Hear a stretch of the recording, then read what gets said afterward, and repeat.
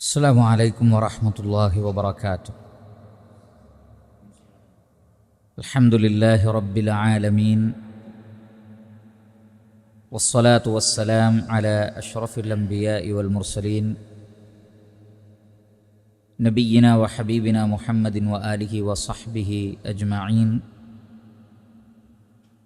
وعلى من تبعهم بإحسان إلى يوم الدين. أما بعد. വളരെയേറെ ബഹുമാനമുള്ള സത്യവിശ്വാസികളെ, പരിശുദ്ധ ഖുർആനിൻ്റെ പഠിതാക്കളെ, അല്ലാഹു സുബ്ഹാനഹു വ തആല നാം ഏവരെയും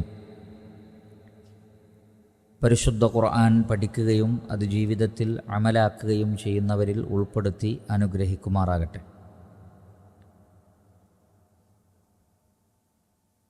അല്ലാഹു സുബ്ഹാനഹു വ തആലയുടെ അപാരമായ അനുഗ്രഹത്താലാണ് നമുക്ക് പരിശുദ്ധ ഖുർആൻ പഠിക്കാൻ തോന്നുന്നതും അതിനുവേണ്ടി വന്ന് ഇരിക്കാനുള്ള തൗഫീഖ് ലഭിക്കുന്നതും. അല്ലാഹു സുബ്ഹാനഹു വ തആല അത് നമുക്ക് നിലനിർത്തി തരുമാറാകട്ടെ. പരിശുദ്ധ ഖുർആനിലെ 53-ാം അധ്യായം സൂറത്തുൻ നജ്മിലെ 1 മുതൽ 49 വരെയുള്ള ആയത്തുകളാണ് കഴിഞ്ഞ ക്ലാസ്സുകളിലായി നാം പഠിക്കുകയും മനസ്സിലാക്കുകയും ചെയ്തത്. മൂസ അലൈഹിസ്സലാത്തു വസ്സലാമുക്കും ഇബ്രാഹിം അലൈഹിസ്സലാത്തു വസ്സലാമുക്കും നൽകപ്പെട്ട സുഹുഫിൽ അഥവാ പൂർവിക പ്രവാചകന്മാരുടെ വേദങ്ങളിൽ വളരെ വ്യക്തമായി പ്രതിപാദിച്ച ഓരോ കാര്യങ്ങളുമാണ് ഇവിടെ അല്ലാഹു സുബ്ഹാനഹു വ തആല വിശദീകരിച്ചു കൊണ്ടിരിക്കുന്നത്. അവിടെ ചിരിപ്പിക്കുന്നവനും കരയിപ്പിക്കുന്നവനും ജീവിപ്പിക്കുന്നവനും മരിപ്പിക്കുന്നവനുമെല്ലാം അല്ലാഹുവാണ്. സമ്പത്ത് നൽകുന്നവനും ധന്യത നൽകുന്നവനും അല്ലാഹുവാണ്. മറ്റൊരു ജീവിതത്തിൻ്റെ ഉത്തരവാദിത്വവും അല്ലാഹുവിന് തന്നെയാണ്.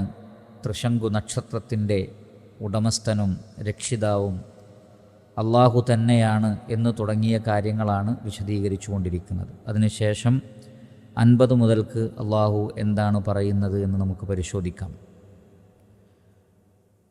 أعوذ بالله من الشيطان الرجيم.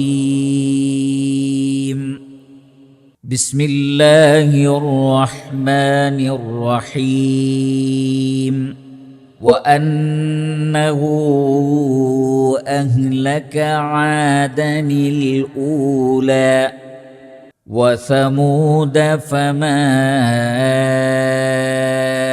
أبقى وقوم نوح من قبل إنهم كانوا هم أظلم وأطغى والمؤتفكة أهوى فغشاها ما غشى فبأي آلاء ربك تتمارى.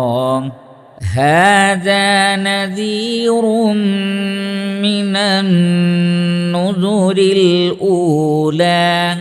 أزفت الآزفة ليس لها من دون الله كاشفة.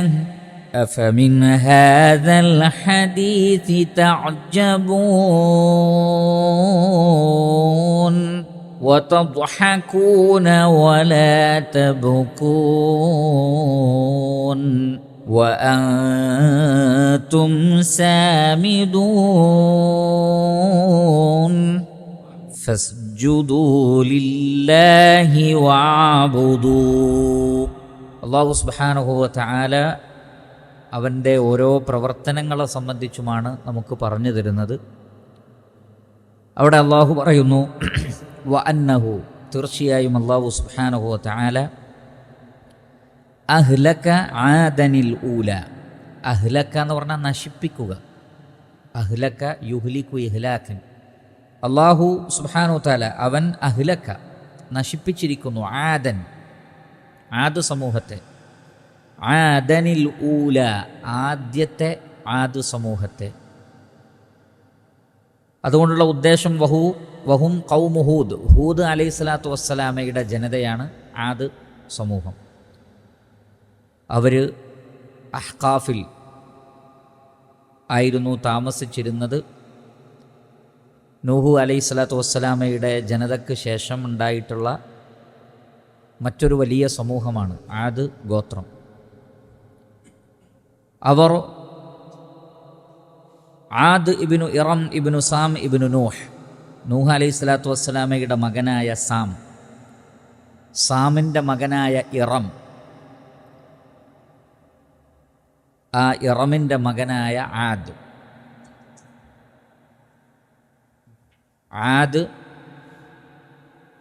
ഇറമിൻ്റെ മകനാണ്. ഇറം സാമിൻ്റെ മകനാണ്. സാം നൂഹ് അലൈഹി സ്വലാത്തു വസ്സലാമയുടെ മകനാണ്. അവരിൽ ഒരു വിഭാഗം വേറെ മറ്റൊരു സ്ഥലത്ത് മാറി താമസിച്ചിട്ടുണ്ട്, അല്ലെങ്കിൽ മറ്റു ഒരു ഗോത്രം കൂടി അവരിലുണ്ട്. അതുകൊണ്ടാണ് ഇവിടെ ആദനിൽ ഊല, ആദ്യത്തെ ആദ് സമൂഹത്തെ എന്ന് പറഞ്ഞാൽ മറ്റൊരു സമൂഹമുണ്ടായിരുന്നു എന്നൊക്കെ ചില മുഫസ്സിരിങ്ങൾ രേഖപ്പെടുത്തിയിട്ടുണ്ട്. വേറെ ചില മുഫസ്സിരിങ്ങൾ പറഞ്ഞത് അതുകൊണ്ടുള്ള ഉദ്ദേശം ആദനിൽ ഊല എന്നതുകൊണ്ട് ഉദ്ദേശിക്കുന്നത് ആദ്യത്തെ നൂഹ് അലൈഹി സ്വലാത്തു വസ്സലാമയുടെ ജനതയ്ക്ക് ശേഷം നശിപ്പിക്കപ്പെട്ട ആദ്യ തലമുറകളിൽപ്പെട്ട സമുദായം എന്ന അർത്ഥത്തിലാണ് ആദ് സമൂദ്. അതിനുശേഷം സമൂദ് ഗോത്രത്തെയും പറയുന്നുണ്ട്. അപ്പോൾ പൂർവികരായ എന്നൊരർത്ഥം മാത്രമേ ഉള്ളൂ എന്ന നിലക്കും പറഞ്ഞിട്ടുണ്ട്. എന്തായിരുന്നാലും ശരി, അവർ ആദ് ഗോത്രമാണ് എന്നതിൽ സംശയമില്ല. അലം തറ കൈഫ ഫഅല റബ്ബുക ബിആദ് ഇറമ ദാത്തിൽ ഇമാദ്, ഇറം ഗോത്രം. അപ്പോൾ അവരെ അല്ലാഹു സുബ്ഹാനഹു വ തആല നശിപ്പിക്കുകയുണ്ടായി. വ അന്നഹു അഹ്ലക ആദനിൽ ഊല, ആദ് സമൂഹത്തെ അല്ലാഹു സുബ്ഹാനഹു വ തആല നശിപ്പിച്ചു. വ സമൂദ് ഗോത്രത്തെയും, സ്വാലിഹ് അലൈഹി സ്വലാത്തു വസ്സലാമയുടെ ജനതയാണ് സമൂദ് ഗോത്രം. വസമൂദ ഫമാ അബ്ഖ, അവരിൽ നിന്ന് ഒന്നിനെയും അള്ളാഹു അവശേഷിപ്പിച്ചില്ല. അബ്ഖ യുബ്ഖി ഇബ്ഖാഅൻ, അബ്ഖ എന്ന് പറഞ്ഞാൽ ബാക്കിയാക്കുക. ബാക്കി നമ്മൾ മലയാളത്തിൽ ബാക്കി എന്ന് പറയും, അത് അറബി വേർഡാണ് ബാക്കി. സമൂദ് ഗോത്രത്തെയും അള്ളാഹു നശിപ്പിച്ചു. ഫമാ അബ്ഖ, അവരിൽ നിന്ന് ഒന്നിനെ പോലും അള്ളാഹു അവശേഷിപ്പിച്ചില്ല. മുഴുവനായി അവരെ പിഴുതെറിഞ്ഞു കളഞ്ഞു, മുഴുവനായി അവരെ അള്ളാഹു സുബ്ഹാനഹു വ തആല നശിപ്പിച്ചു കളഞ്ഞു. സമൂദ് ഗോത്രത്തെയും ഫമാ അബ്ഖ, അവരിൽ നിന്ന് ഒന്നിനെയും അള്ളാഹു സുബ്ഹാനഹു വ തആല അവശേഷിപ്പിച്ചില്ല.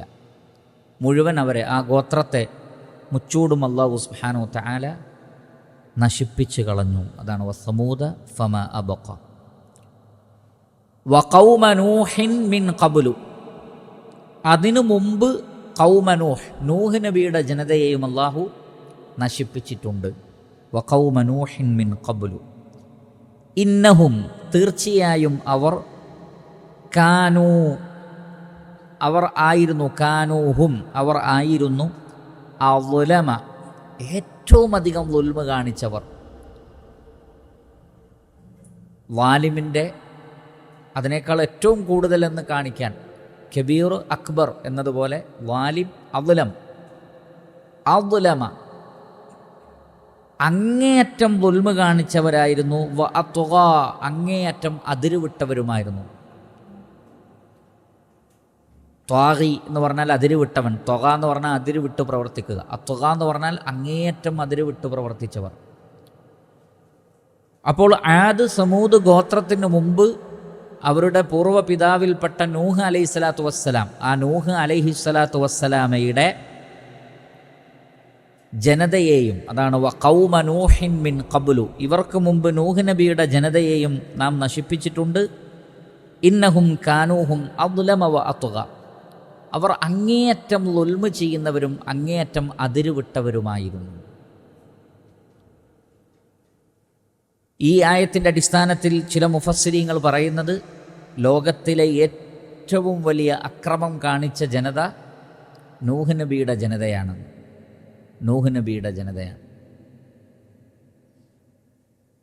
കാരണം അവരെക്കുറിച്ച് പറഞ്ഞിടത്ത് ആദ് സമൂഹത്തെക്കുറിച്ച് ഇവിടെ പറഞ്ഞു, സമൂദ് ഗോത്രത്തെക്കുറിച്ച് ഇവിടെ പറഞ്ഞു. പക്ഷേ വഖൗമ നൂഹിൻ മിൻ ഖബൽ, ഇവർക്ക് മുമ്പ് നൂഹ് നബിയുടെ ജനതയെ പറ്റി പറഞ്ഞപ്പോൾ ഇന്നഹും കാനു ഹും അദ്ലമ എന്ന വേർഡാണ് ഉപയോഗിച്ചത്. അദ്ലം എന്ന് പറഞ്ഞാൽ ഏറ്റവും ളുൽമ്, അങ്ങേയറ്റം അക്രമം കാണിച്ചു. വ അത്ഗ, അങ്ങേയറ്റം അതിരുവിട്ട് പ്രവർത്തിക്കുകയും ചെയ്തു.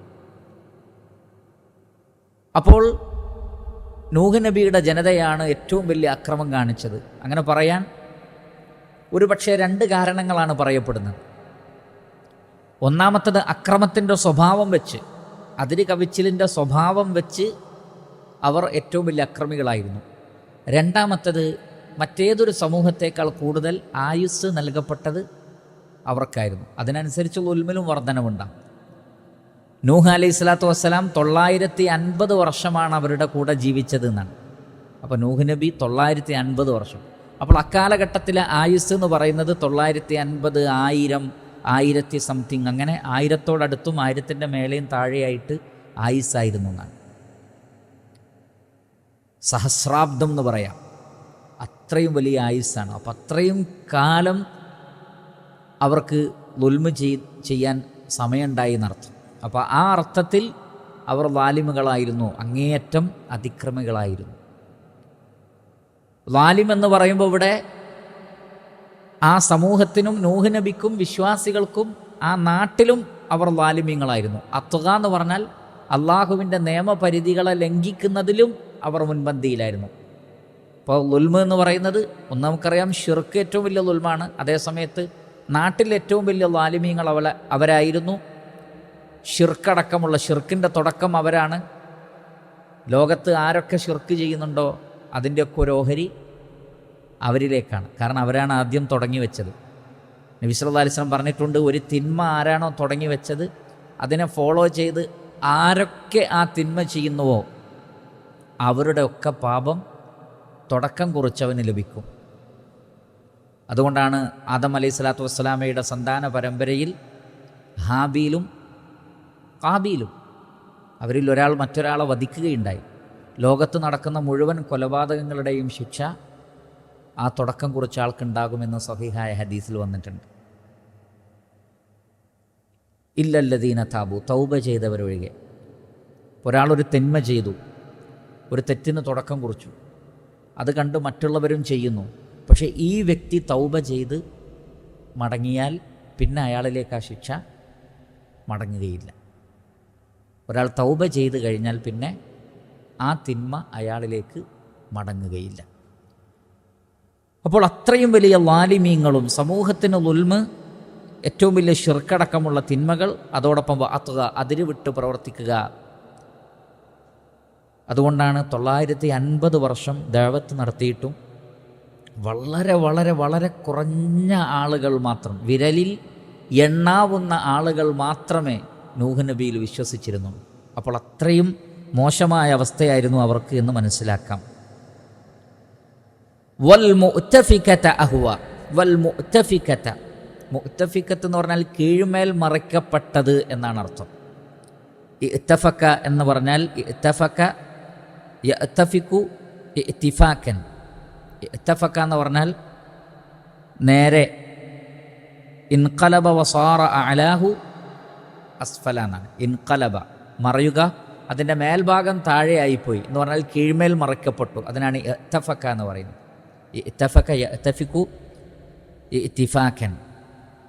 അപ്പോൾ മുഅ്തഫിക് എന്ന് പറഞ്ഞാൽ കീഴ്മേൽ മറയ്ക്കുന്നത്, വൽ മുഅ്തഫികത കീഴ്മേൽ മറയ്ക്കപ്പെട്ട രാജ്യം, കീഴ്മേൽ മറയ്ക്കപ്പെട്ട രാജ്യം. അഹ്വ, അഹ്വ യുഹ്വി ഇഹ്വാൻ. അഹ്വ എന്ന് പറഞ്ഞാൽ ദമ്മറ, അതിനെ അള്ളാഹു തകർത്ത് തരിപ്പണമാക്കി എന്നാണ്. ആരെയാണ് ഇതുകൊണ്ട് ഉദ്ദേശിക്കുന്നത്? അതുകൊണ്ട് ഉദ്ദേശിക്കുന്നത് ലൂത്ത് അലൈഹി സ്വലാത്തു വസ്സലാമയുടെ ജനതയാണ്. ലൂത്ത് അലൈഹി സ്വലാത്തു വസ്സലാമയുടെ ജനതയാണ്. ലൂത്ത് നബിയുടെ ജനത സ്വവർഗരതിക്കാരായ ആളുകളായിരുന്നു. അവരാണ് ആ തിന്മക്ക് തുടക്കം കുറിച്ചത്. അതിനു മുമ്പ് വേറെ ഒരു സമൂഹവും, നേരത്തെ പറഞ്ഞ ഏറ്റവും വലിയ അക്രമികളാണ് നൂഹ് നബിയുടെ ജനത എന്ന് പറഞ്ഞു, പക്ഷേ അവർ പോലും ചെയ്യാത്ത ലോകത്ത് ഒരു സമൂഹത്തിനും പരിചയമില്ലാത്ത ഒരു ളുൽമ് കൊണ്ടുവരുന്നത് ലൂത്ത് അലൈഹിസ്സലാത്തു വസ്സലാമയുടെ അഥവാ ഇബ്രാഹിം നബിയുടെ ആ കാലഘട്ടം. ഇബ്രാഹിം അലൈഹിസ്സലാത്തു വസ്സലാമയുടെ അർദ്ധ സഹോദരനാണ് ലൂത്ത് അലൈഹിസ്സലാത്തു വസ്സലാം. രണ്ടുപേരും ഒരുമിച്ചാണ് ഇറാഖിൽ നിന്നും ഹിജ്റ പലായനം ചെയ്തിട്ടുള്ളത്. അപ്പോൾ ലൂത്ത് അലൈഹിസ്സലാത്തു വസ്സലാമയെ അല്ലാഹു സുബ്ഹാനഹു വ തആല സദോമിൽ പ്രവാചകനായി നിശ്ചയിക്കുകയാണ്. ഇബ്രാഹിം അലൈഹിസ്സലാത്തു വസ്സലാം ഷാമിലേക്ക് പോവുകയാണ്. അപ്പോൾ അവിടെയാണ് ഇവർ ഈ ഏറ്റവും വലിയ തിന്മ ആരംഭിച്ചത്.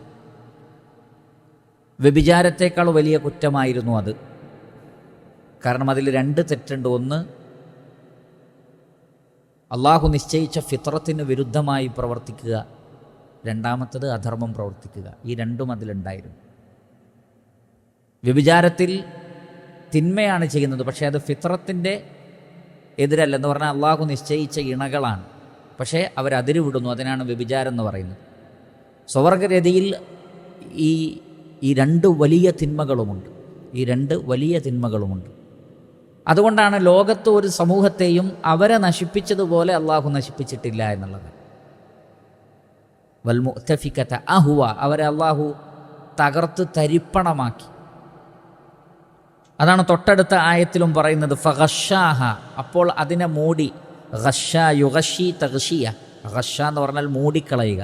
ഫഗഷാഹ, ആ കീഴ്മേൽ മറയ്ക്കപ്പെട്ടവയെ, ആ രാഷ്ട്രത്തെ നാം മൂടുകയുണ്ടായി. മാ ഗഷ, ഏതൊന്നുകൊണ്ടാണോ മൂടിയത് അതുകൊണ്ടുള്ള ഉദ്ദേശം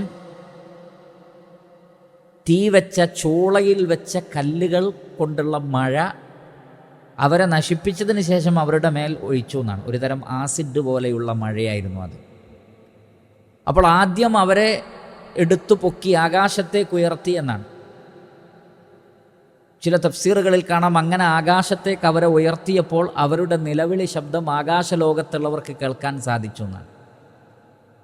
അങ്ങനെ പൊക്കി ആ രാജ്യത്ത്, എന്നിട്ട് കീഴ്മേൽ മറിച്ചു, ഭൂമിയിലേക്കെടുത്ത് അടിക്കുകയാണ് ചെയ്തിട്ടുള്ളത്. അതിനു പുറമെ അവരിൽ നിന്ന് ആരും അവശേഷിക്കാതിരിക്കാൻ വീണ്ടും അംതർന അലൈഹിം മതറൻ, ഒരു മഴ നാം വർഷിപ്പിച്ചു എന്നാണ്. അത് മിൻ സിജ്ജീലിൻ മൻദൂദ്, മറ്റൊരു സ്ഥലത്ത് പറഞ്ഞത് മിൻ സിജ്ജീലിൻ മൻദൂദ്, ചൂളവെക്കപ്പെട്ട ഇഷ്ടിക പോലത്തെ അതല്ലെങ്കിൽ ചെറിയ ചെറിയ കല്ലുകൾ, ആ കല്ലുകൾ കൊണ്ടുള്ള ഒരു മഴ കൊണ്ട്, ഒരു ആസിഡ് പോലുള്ള മഴ കൊണ്ട് അവരെ മുച്ചൂടും നശിപ്പിച്ച് കളഞ്ഞു. തീമഴയായിരുന്നു അത് എന്നാണ്. അത്രക്ക് ഗുരുതരമായ പാപമായിട്ടാണ് അള്ളാഹു അതിനെ കണ്ടത്. അതുകൊണ്ട് തന്നെ സ്വഹാബികളുടെ ഖിലാഫത്തിൻ്റെ കാലഘട്ടത്തിൽ സ്വർഗരതി ചെയ്ത ആളുകളെ കഠിനമായ ശിക്ഷയ്ക്ക് വിധേയമാക്കിയതിന് ശേഷമായിരുന്നു അവരെ വധശിക്ഷയ്ക്ക് വിധേയമാക്കിയതെന്ന്. കേവലം എറിഞ്ഞു കൊല്ലൽ മാത്രമല്ല, അതിനപ്പുറത്തുള്ള ശിക്ഷയായിരുന്നു അവർക്ക് നൽകിയതെന്ന്. അത്രയും വലിയ തിന്മയായിട്ടാണ് ഇസ്ലാം സ്വർഗരതിയെ കാണുന്നത്. അത് ചെയ്ത സമൂഹത്തെ വൽ മുഅ്തഫികത, കീഴ്മേൽ മറക്കപ്പെട്ട രാജ്യം, അഹ്വ, അവരെ നാം നശിപ്പിച്ചു, ദമ്മറ, അവരെ നാം തകർത്ത് തരിപ്പണമാക്കുകയുണ്ടായി. അതൊക്കെ ചെയ്തത് അല്ലാഹു സുബ്ഹാനഹു തആലയാണ്. ഫഗഷാഹ മാ ഗഷ, അങ്ങനെ അതിനെ മൂടേണ്ടതെല്ലാം മൂടുകയും ചെയ്തു. അത് ആ മഴയാണ് ഉദ്ദേശം. എന്നിട്ട് അല്ലാഹു സുബ്ഹാനഹു വ തആല ചോദിക്കുന്നു, ഫബിഅയ്യി ആലാഇ റബ്ബിക തതമാറ. ഫബിഅയ്യി എന്നിരിക്കെ, അയ്യി ബിഅയ്യി ഏതൊരു, ആലാ, ആല എന്ന് പറഞ്ഞാൽ അനുഗ്രഹം എന്നാണ് ഉദ്ദേശം. അനുഗ്രഹത്തിൻ്റെ ജംആണ് അനുഗ്രഹങ്ങൾ. ആല അനുഗ്രഹങ്ങൾ. ഇബ്നു ജരീർ അത്ത്-തബരി അദ്ദേഹത്തിൻ്റെ തഫ്സീറിൽ പറയുന്നത് ഫബി അയ്യി നിഅമാതി റബ്ബിക്, അള്ളാഹുവിൻ്റെ ഏതേത് അനുഗ്രഹങ്ങളെയാണ്, യാ ഇബ്ന ആദം, ആദമിൻ്റെ മക്കളെ, അല്ലത്തി അൻഅമഹ അലൈക, അള്ളാഹു നിങ്ങൾക്ക് നൽകിയിട്ടുള്ള, ഫബി അയ്യി ആലാഇ റബ്ബിക തതമാറ, തതമാറ തമാറ യതമാറ തമാരി. തമാറ എന്ന് പറഞ്ഞാൽ തർക്കിക്കുക, സംശയം പ്രകടിപ്പിക്കുക എന്നൊക്കെയാണ് അർത്ഥം. അഥവാ അതിൽ സംശയിച്ച് തർക്കിക്കുക, അംഗീകരിക്കാതിരിക്കുക എന്നർത്ഥം. യഖീനില്ലാതെ അംഗീകരിക്കാതെ തർക്കിക്കുക, നിഅമത്തുകളോട് നന്ദികേട് കാണിക്കുക, അതിൽ സംശയം വെച്ച് പുലർത്തുക. അതിനാണ് തമാറ എന്ന് പറയുന്നത്. തമാറ യതമാറ തമാരി, തർക്കിക്കുക. അപ്പോൾ ഫബി അയ്യി നിഅമാതി റബ്ബിക യാ ഇബ്ന ആദം അല്ലതി അൻഅമഹ അലൈക തർതാബു വതശുക്കു വതുജാദിൽ. നിങ്ങൾ സംശയിക്കുകയും തർക്കിക്കുകയും ചെയ്യുന്നത് ഏത് നിഅമത്തിനെ കുറിച്ചാണ്? എന്തെല്ലാം നിഅമത്തുകൾ അല്ലാഹു നിങ്ങൾക്ക് നൽകി. എന്നിട്ട് അദ്ദേഹം പറയുന്നു വൽ ആലാഉ. ആലാ എന്ന് പറഞ്ഞാൽ ജംഉ വാഹിദിഹ ലുഗാത്തുൻ സലാസ. അതിൻ്റെ മുഫ്രദിന്, അതിൻ്റെ ഏകവചനത്തിന് 3 വായനുണ്ട്. ഒന്ന് ഇലി, ഇലി, അതിൻ്റെ ജംആണ് ആല. മറ്റൊന്ന് അലി, ഇലി. രണ്ടാമത്തത് അലി. മൂന്നാമത്തത് അല, അല, ഐനല്ല ഹംസ, അല. അതിൻ്റെ ജംആണ് ആല. അല്ലെങ്കിൽ ഇലി, അല്ലെങ്കിൽ ഇലി, അല്ലെങ്കിൽ അലി, അല്ലെങ്കിൽ അല. ഈ 3 വേർഡും അതിൻ്റെ മുഫ്രദായി ഉപയോഗിക്കുന്നുണ്ട്. അതിൻ്റെ ജംആണ് ആല. അനുഗ്രഹങ്ങൾ, നിഅമത്തുകൾ. സൂറത്തുർ റഹ്മാനിൽ കാണുന്നത് പോലെ ഫബി അയ്യി ആലാഇ റബ്ബിക്കുമാ തുകദ്ദിബാൻ. അതേപോലെ തന്നെയാണ് ഇവിടെയും ഫബി അയ്യി ആലാഇ റബ്ബിക, താങ്കളുടെ രക്ഷിതാവിൻ്റെ ഏതേത് നിഅമത്തിനെ സംബന്ധിച്ചാണ് തതമാറ, നിങ്ങൾ തർക്കിക്കുന്നത്. ഓ മനുഷ്യ, നിന്റെ രക്ഷിതാവിൻ്റെ ഏത് അനുഗ്രഹത്തെയാണ് നീ സംശയിക്കുന്നതും അതിൽ നീ തർക്കിച്ചു കൊണ്ടിരിക്കുന്നതും. അല്ലാഹു സുബ്ഹാനഹു വ തആല ചെയ്യുന്ന ഒരുപാട് അനുഗ്രഹങ്ങൾ, ആ അനുഗ്രഹങ്ങൾ അതിൽ പ്രത്യേകം ഇവിടെ അള്ളാഹുവിൻ്റെ ശിക്ഷയെ സംബന്ധിച്ച് പറഞ്ഞതിന് ശേഷമാണ് ചോദിക്കുന്നത്. അതിനു മുമ്പ് മറ്റു അനുഗ്രഹങ്ങളെ സംബന്ധിച്ച് പറഞ്ഞിട്ടുണ്ട്. എന്നാൽ പോലും ഇവിടെ അള്ളാഹു പല സമൂഹങ്ങളെയും നശിപ്പിച്ചതിനെ സംബന്ധിച്ച് പറഞ്ഞതിന് ശേഷമാണ് ഫബിഅയ്യി ആലാഇ റബ്ബിക തതമാറ, നിന്റെ രക്ഷിതാവിൻ്റെ ഏതേത് അനുഗ്രഹങ്ങളെ സംബന്ധിച്ചാണ് നീ മനുഷ്യ തർക്കിക്കുന്നത് എന്ന് പറഞ്ഞാൽ അള്ളാഹുവിൻ്റെ ശിക്ഷ പോലും സമൂഹത്തെ തിന്മ ചെയ്യുന്ന അധർമ്മകാരികളായ ഒരു ജനതയെ നശിപ്പിക്കുക എന്നതുപോലും എന്താണ്? ഒരു നിഅമത്തിൽപ്പെട്ടതാണ്. അതുകൊണ്ടാണ് നൂഹ് അലൈഹി സ്വലാത്തു വസ്സലാം ദുആ ചെയ്തത്, അള്ളാഹുവേ ഇനി ഇവരെ നീ നശിപ്പിക്കണം. കാരണം ഇവരെ നീ നശിപ്പിച്ചിട്ടില്ലെങ്കിൽ വരും തലമുറയെ മുഴുവൻ ഇവർ നശിപ്പിക്കും, ഇവർ നന്നാവുകയില്ല. അതുകൊണ്ട് പടച്ച റബ്ബേ, ഇവർക്ക് നീ ഇനി ആയുസ് നൽകരുതേ, ഇവരെ നീ ഇനി ഭൂമിയിൽ ജീവിപ്പിക്കരുതേ എന്ന് നൂഹ് അലൈഹി സ്വലാത്തു വസ്സലാം ദുആ ചെയ്തു. ഇന്നക ഇൻ തദർഹും യുദില്ലു ഇബാദക വലാ യലിദു ഇല്ലാ ഫാജിറൻ കഫാറ. അള്ളാഹുവെ, ഇവർക്ക് നീ ദീർഘായുസ് നൽകിയാൽ ഇനി ഇവർക്കുണ്ടാവുന്ന മക്കൾ ഫാജിറുകളും കഫാറുകളും ആയിരിക്കും. അപ്പോഴാണ് അള്ളാഹു അവരെ നശിപ്പിക്കുന്നത്. അപ്പോൾ നൂഹ് നബി ആ ജനതക്കെതിരെ പ്രാർത്ഥിച്ചത് പോലും മറ്റൊരു സമൂഹത്തോടുള്ള കാരുണ്യം കൊണ്ടായിരുന്നു എന്നാണ്. അതായത് ഇവരിലൂടെ മറ്റൊരു സമൂഹം ഇനി നശിപ്പിക്കപ്പെടരുത്. ഇതേ പ്രാർത്ഥന മൂസ അലൈഹി സ്വലാത്തു വസ്സലാം ഫിർഔനിനെതിരിൽ പ്രാർത്ഥിച്ചിട്ടുണ്ട്. അവിടെയും ലക്ഷ്യം എന്തായിരുന്നു?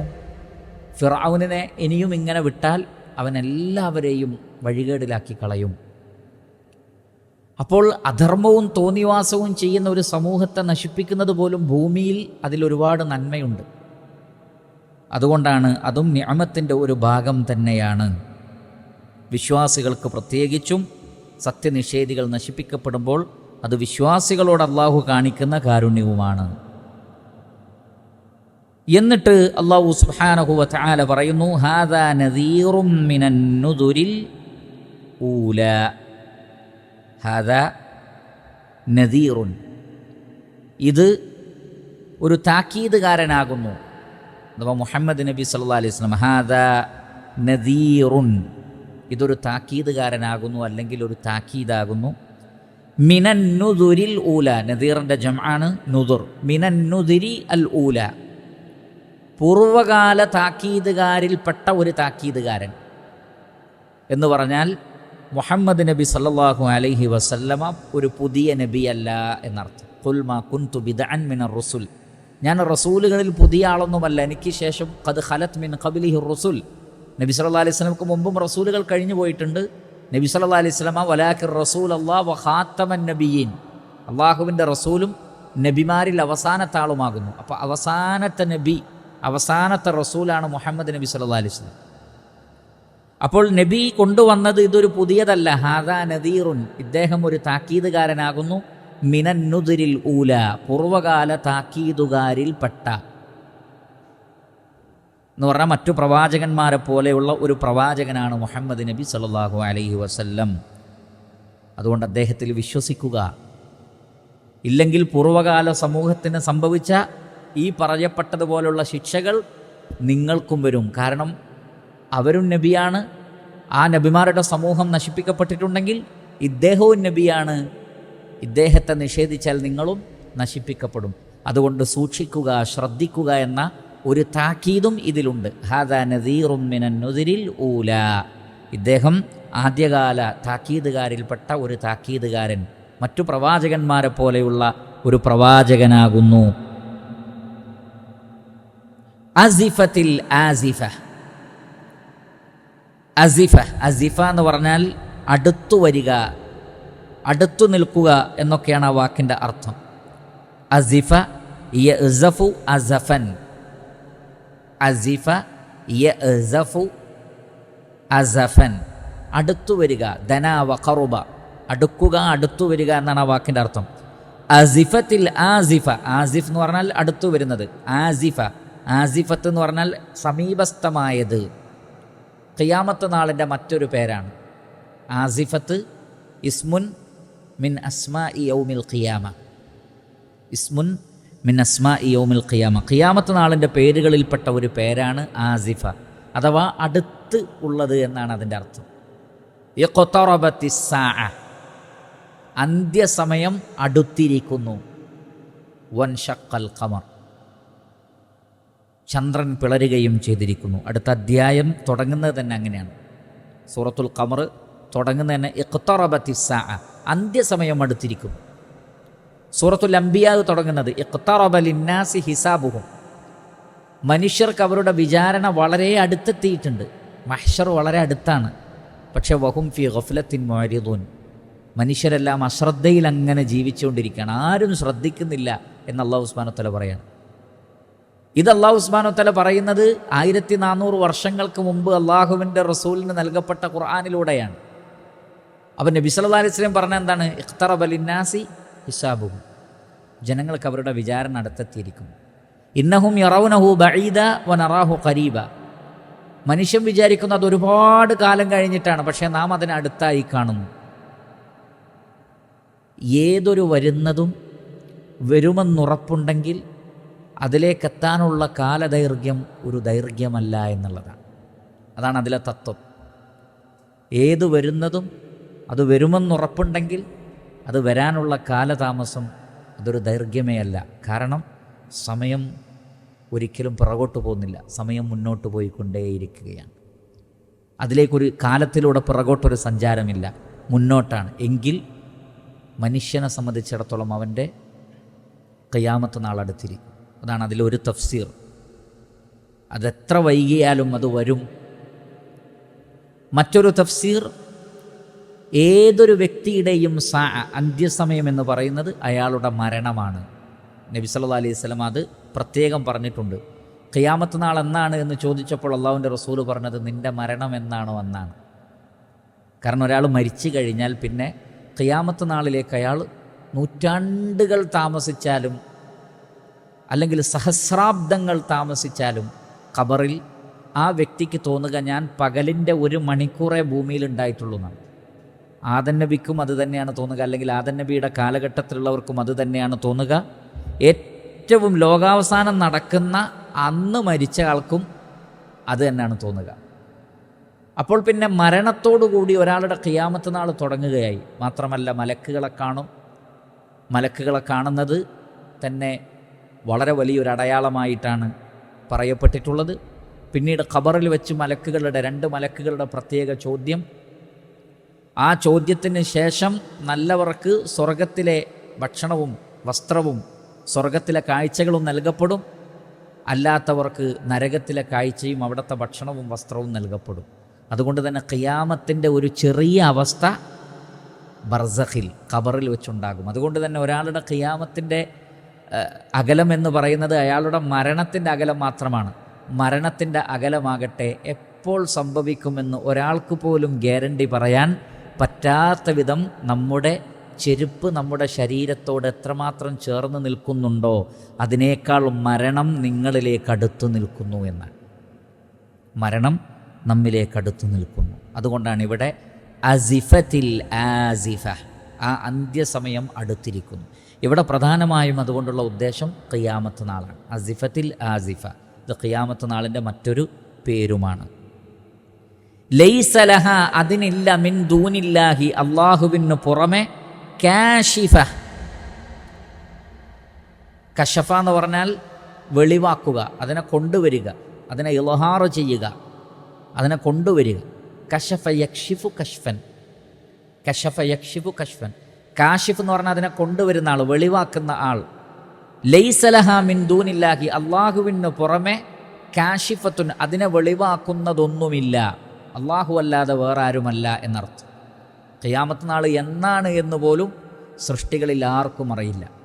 ജിബ്രീൽ അലൈഹി സ്വലാത്തു വസ്സലാം പോലും പറഞ്ഞത്, ജിബ്രീലിനെ കുറിച്ച് നബി സല്ലല്ലാഹു അലൈഹി വസല്ലം പറഞ്ഞത് അതാണ്, മൽ മസ്ഊലു അൻഹാ ബിഅലമ മിനസ് സാഇൽ. ചോദ്യകർത്താവിന് അറിയാവുന്ന അത്രേ ആ വിഷയത്തിൽ എനിക്കും അറിയൂ എന്ന് പറഞ്ഞാൽ ചോദ്യകർത്താവിനും അറിയില്ല, ചോദിക്കപ്പെട്ട എനിക്കും അറിയില്ല. യസ്അലൂനക അനിസ്സാഅതി അയ്യാന മുർസാഹ, ഖിയാമത്ത് നാൾ എന്നാണ് എന്നവർ ചോദിക്കുന്നു. ഖുൽ ഇന്നമാ ഇൽമുഹ ഇൻദ റബ്ബി, അതിനെക്കുറിച്ചുള്ള അറിവ് എൻ്റെ റബ്ബിന് മാത്രമേ ഉള്ളൂ. ലാ യുജല്ലിഹാ ലിവഖ്തിഹാ ഇല്ലാഹു, അതിൻ്റെ സമയമാകുമ്പോൾ അതിനെ വെളിക്ക് കൊണ്ടുവരുന്നത് അള്ളാഹു അല്ലാതെ വേറെ ആരുമല്ല, പടച്ച റബ്ബ് തന്നെയാണ് അത് ഇൽഹാർ ചെയ്യുന്നത്, അതിനെ കൊണ്ടുവരുന്നത്. അതാണ് ലൈസ ലഹ, അതിനില്ല, മിൻ ദൂനില്ലാഹി, അള്ളാഹുവിന് പുറമെ, കാശിഫത്തുൻ, വെളിവാക്കുന്ന ഒന്നും, അതിനെ പ്രത്യക്ഷത്തിൽ പ്രകടമാക്കുന്ന, കൊണ്ടുവരുന്ന വേറെ ആരുമില്ല, അള്ളാഹുവാണത് ചെയ്യുന്നത് എന്നർത്ഥം. അതുകൊണ്ട് തന്നെ മറ്റൊരാൾക്കും അതിനെ തടുക്കാൻ കഴിയില്ല എന്നർത്ഥം. ആർക്കും അതിനെ തടുക്കാനോ ഇല്ലാതാക്കാനോ മാറ്റിക്കളയാനോ കഴിയില്ല. അതുകൊണ്ട് അള്ളാഹു സുബ്ഹാനഹു വതആല ഈ യാഥാർത്ഥ്യങ്ങളൊക്കെ വിശദീകരിച്ചിട്ട് അള്ളാഹു ചോദിക്കുന്നത്, അഫമിൻ ഹാദൽ ഹദീസി തഅജബൂൻ, അപ്പോൾ മിൻ ഹാദൽ ഹദീസ്, ഈ ഹദീസിനെ കുറിച്ചാണോ, അഥവാ ഇവിടെ അൽ ഹദീസ് കൊണ്ടുള്ള ഉദ്ദേശം ഖുർആനാണ്.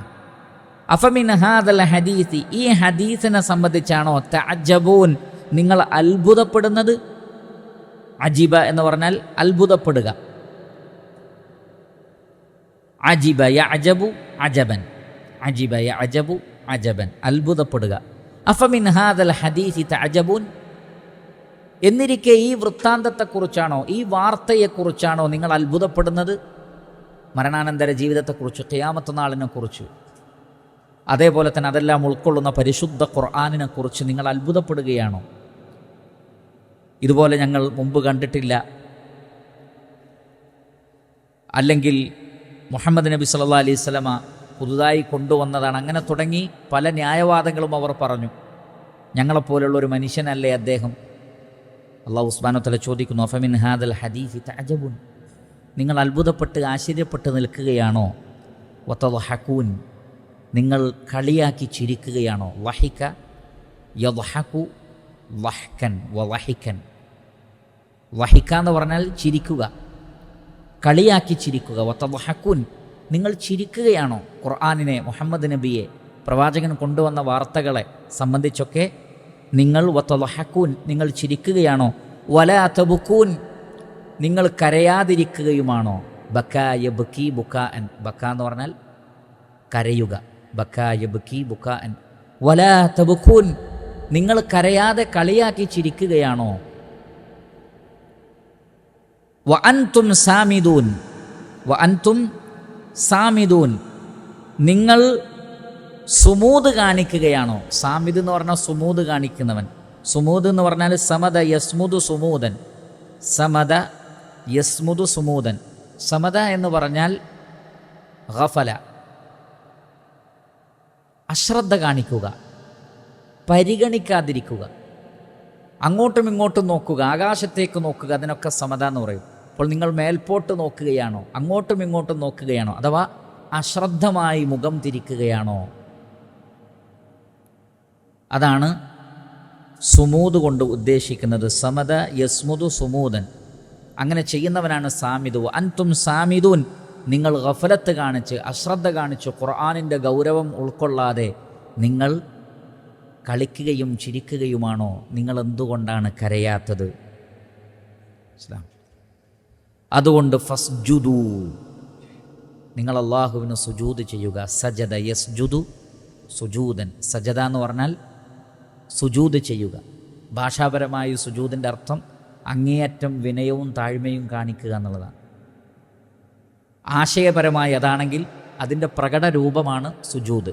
ഒരാൾ തൻ്റെ നെറ്റിയും മൂക്കും 2 കൈകളും കാലും കാലിൻ്റെ അറ്റവുമെല്ലാം നിലത്ത് വെച്ചുകൊണ്ട് ഭൂമിയിൽ അങ്ങേയറ്റം, ഭൂമിയേക്കാൾ ഇനി താഴാനില്ലല്ലോ, അതുകൊണ്ടാണ് ഭൂമിയോളം താഴ്ന്നു എന്ന് പറയാം. ഭൂമിക്കപ്പുറത്തേക്ക് ഇനി താഴ്ന്നു പോകാൻ നമുക്കില്ല. അപ്പോൾ ആ ഭൂമിയിൽ, ആ മണ്ണിൽ തല വെച്ച് നിൽക്കുന്നതിനെ സുജൂദ്, അത് വിനയത്തിൻ്റെ പ്രകടഭാവമാണ്. അതാണ് നമ്മൾ മനസ്സിലാക്കിയ സുജൂദ്. ഫസ്ജുദു ലില്ലാഹ്, അതുകൊണ്ട് അള്ളാഹുവിനെ നിങ്ങൾ സുജൂദ് ചെയ്യൂ. വഅബ്ദു, നിങ്ങൾ അവനെ ആരാധിക്കൂ. അബദ യഅബ്ദു ഇബാദത്തൻ, സുജൂദ് ചെയ്യുക. ആദ്യമായി സജദ, തിലാവത്തിൻ്റെ സജദ ഈ അധ്യായത്തിലാണ് അവതരിപ്പിക്കപ്പെടുന്നത് എന്ന്. ആദ്യം ഇറങ്ങിയ സൂറത്തുൽ ആലഖാണ്. സൂറത്തുൽ ആലഖിൽ അതിൻ്റെ അവസാനത്തിൽ സുജൂദുണ്ട്, പക്ഷേ അതിൻ്റെ ആദ്യ വചനങ്ങളാണ് ആദ്യം അവതരിപ്പിക്കപ്പെട്ടത്. എന്നാൽ സമ്പൂർണ്ണമായി സൂറത്തുൻ നജ്മ് അവതരിപ്പിക്കപ്പെട്ടു എന്നാണ്. സൂറത്തുൻ നജ്മ് ഒറ്റയടിക്ക് അവതരിപ്പിക്കപ്പെടുകയാണ്. അതുകൊണ്ട് തന്നെ തിലാവത്തിൻ്റെ സുജൂദ് ആദ്യം ചെയ്യപ്പെട്ടത് ഈ അധ്യായത്തിലാണ് എന്ന് ധാരാളം ഹദീസുകളിൽ കാണാൻ സാധിക്കും.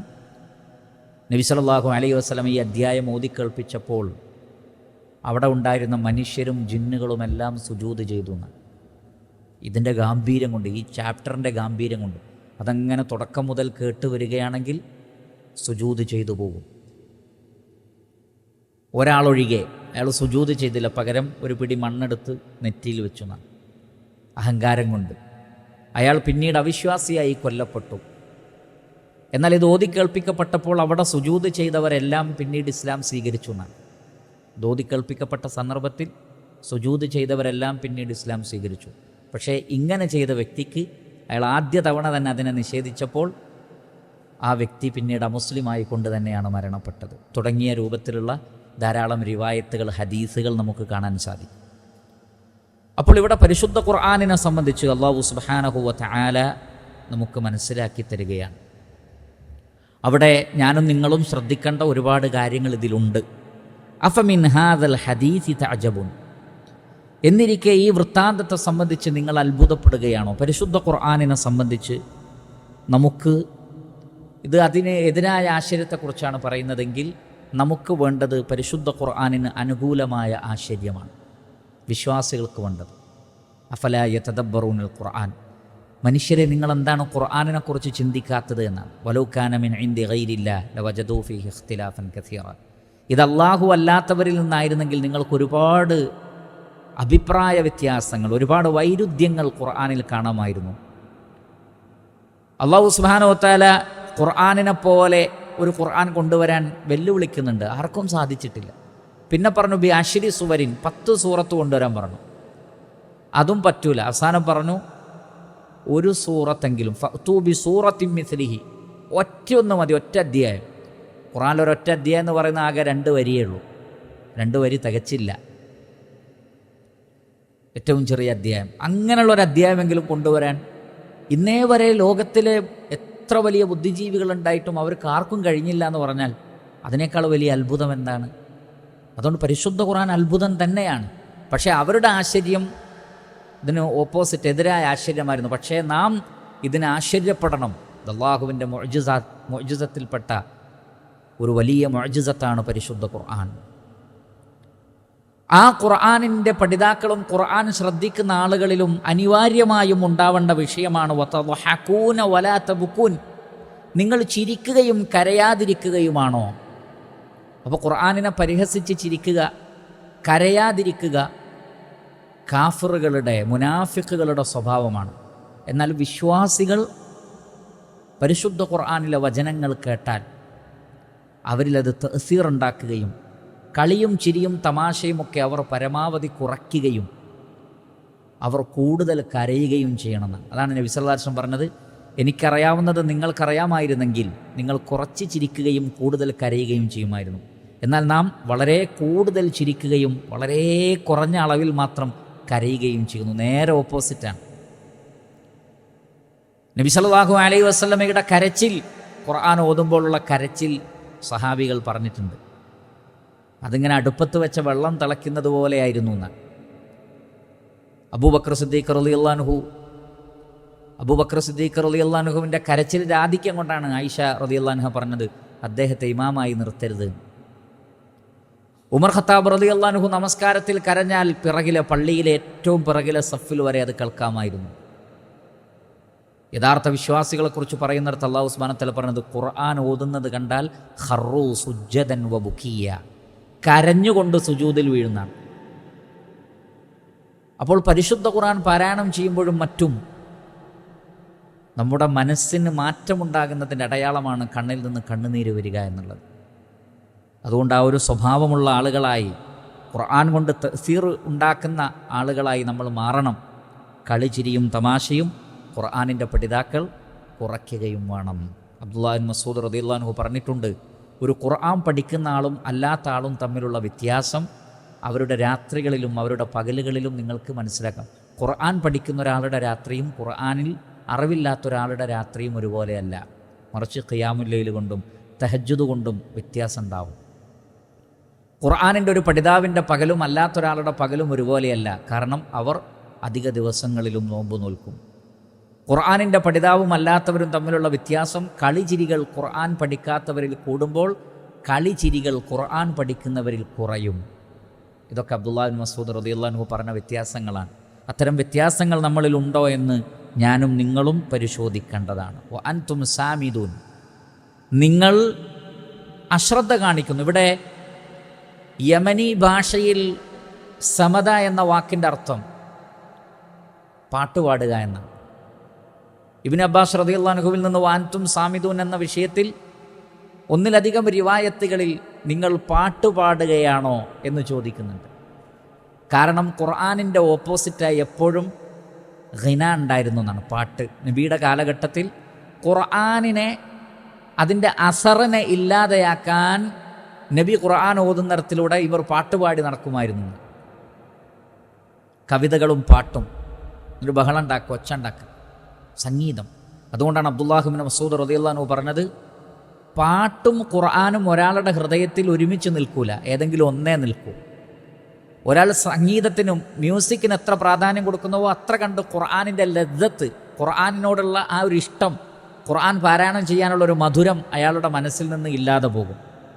എത്ര കണ്ട് പാട്ടിൽ നിന്ന്, സംഗീതത്തിൽ നിന്ന് അകലുന്നുവോ അത്ര കണ്ട് ഖുർആനിൻ്റെ മധുരം ആസ്വദിക്കാനും കഴിയും.